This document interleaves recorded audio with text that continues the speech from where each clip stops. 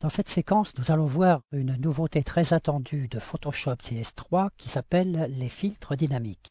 Quel était le problème? À chaque fois qu'on ajoutait des filtres sur une image, le filtre en faisant OK était appliqué à l'image définitivement, et lorsqu'on rajoutait d'autres filtres, par exemple par la galerie de filtres, l'original était à chaque fois modifié et on n'avait pas possibilité de modifier un effet par rapport à un autre et en tout cas de revenir sur l'original. Alors l'idée c'est de faire une fonction qui serait indépendante, c'est-à-dire que l'original serait permanente protégée et de façon à revenir sur les effets qu'on a choisis et de les combiner de manière différente. Eh bien, c'est ce qui correspond un petit peu à ce qu'on connaît dans ce qu'on appelle les calques de réglage. Calques qui contiennent une fonction. Par exemple, ici, je vais faire une fonction courbe. La courbe que je vais appliquer à l'image est installée sur un calque de réglage, est indépendant, c'est un calque indépendant, qui va agir sur l'image, mais qui n'est pas définitif puisque je peux supprimer son effet et je peux éventuellement, en double-cliquant ici, revenir sur la fonction. Et dans toutes ces corrections, je n'ai jamais touché à l'original. Je vais le supprimer pour l'instant et on va voir comment utiliser cette méthode avec ce qu'on appelle des filtres dynamiques et on va voir comment procéder.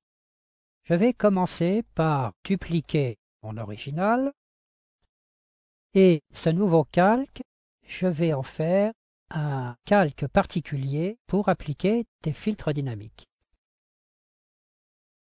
L'icône qui apparaît ici m'indique que je suis dans le cas d'un objet dynamique, c'est-à-dire c'est un original qui est encapsulé à part et qui devient indépendant, et à partir de là, je vais pouvoir lui appliquer des filtres. Par exemple, un flou directionnel dans les atténuations. Je vais le régler ici à cette distance pour l'instant. OK. Et je vois que le filtre s'est placé comme une option de fusion sur une sorte de calque de réglage indépendant et avec également un masque de fusion qui va me permettre de cacher des zones pour que le calque agisse ou n'agisse pas sur certaines parties de l'image.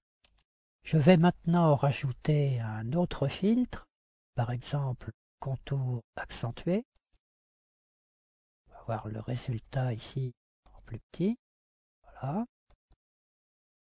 Je vois que ce filtre s'est rajouté comme un filtre dynamique, c'est-à-dire que je peux faire des modifications, alors des modifications qui auraient plusieurs façons de faire, par exemple inverser la position de deux filtres, qui va provoquer des effets légèrement différents. Je peux aussi, par exemple, sur le flou directionnel, en double-cliquant, revenir sur le filtre d'origine pour essayer par exemple un effet avec un angle à 45 degrés. Si ça ne convient pas, je reviens à l'original. Par contre, je peux peut-être modifier l'effet de distance. Je pourrais également, toujours sur ce même filtre, revenir sur des options avec un double clic ici. Par exemple, des options de fusion, mais tout simplement l'opacité. Une opacité qui serait réglable, qui me permet de trouver un effet spécial plus à ma mesure. Arrivé à ce stade, je souhaiterais maintenant récupérer le personnage lui-même et je vois que dans les couches, il a été créé ici une couche alpha qui correspond à une sélection, c'est la mémorisation d'une sélection que je peux activer avec la touche CTRL ou pomme sur Mac et revenir à mon original. Cette sélection a été obtenue par différentes méthodes de détourage. On peut en voir une particulièrement. Je reviens au calque et je vais ici supprimer les effets spéciaux, supprimer la sélection qui est en cours. Et j'aurais pu par exemple réaliser cette sélection avec l'outil de sélection rapide sur l'original. Je vais agrandir l'outil. Je sélectionne rapidement par la méthode de l'outil de sélection rapide.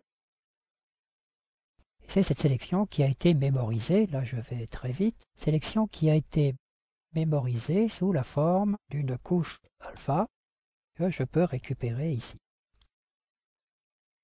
Je reviens sur les calques, j'active le calque pour le voir, je sélectionne le masque de fusion des filtres dynamiques et je vais remplir avec la couleur de premier plan, en l'occurrence du noir, et créer à ce moment-là le masque. C'est comme si j'avais fait un copier-coller de la couche alpha et les filtres n'agissent que sur la partie qui est en sélectionnée, c'est-à-dire la partie blanche du calque de réglage, comme sur un calque de réglage sur le masque de fusion.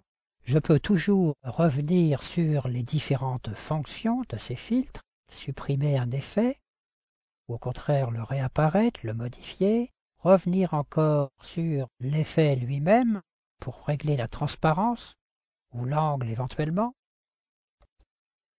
Et dans toutes ces opérations, les filtres dynamiques m'ont permis de travailler de façon non destructive. Donc conclusion, cette nouvelle fonction de Photoshop CS3 qui était extrêmement attendue nous permet de travailler des effets spéciaux à l'infini beaucoup plus facilement et beaucoup plus rapidement avec toutes ces possibilités de retour en arrière.